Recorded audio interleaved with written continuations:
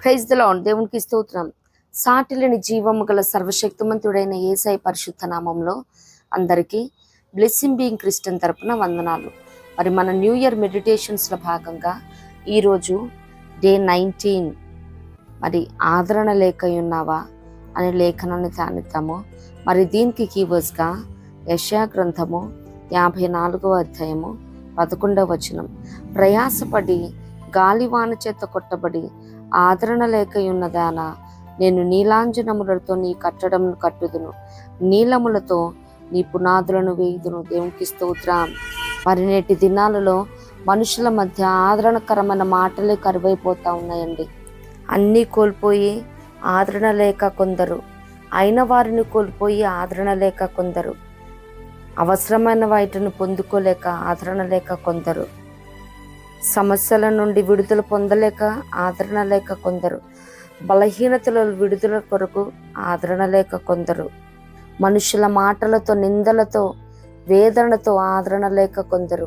నిజముగా మనుషులు బాధకే కర్తలు కానీ వారి ఆదరణకు కర్తలు కాదు.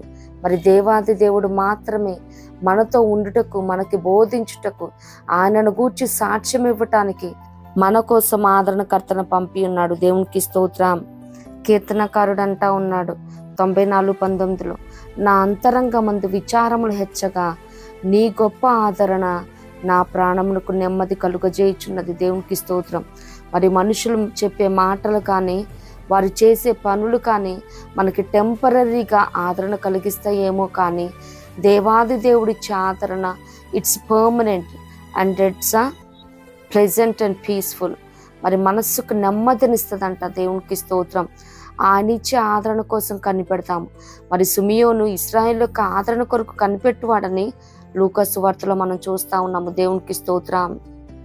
అంత మాత్రమే కాదు, అపోస్తుల కార్యములు 15:31 చూసినట్లయితే మరి పౌలు గారు రాసిన పత్రికను చదువుకొని మరి సంఘం దాని వలన ఆదరణ పొందుకోవటం మనం చూస్తూ ఉన్నాము.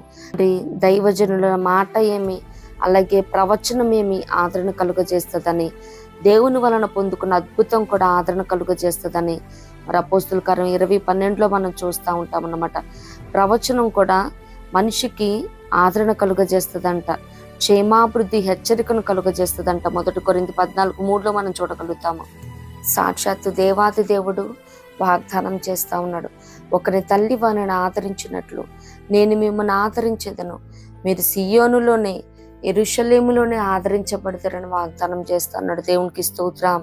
మరి స్త్రీ పాలిచ్చు తన చంటి బిడ్డను మర్చిన నేను మిమ్మల్ని విడువను మరుగునని వాగ్దానం చేస్తూ ఉన్నాడు.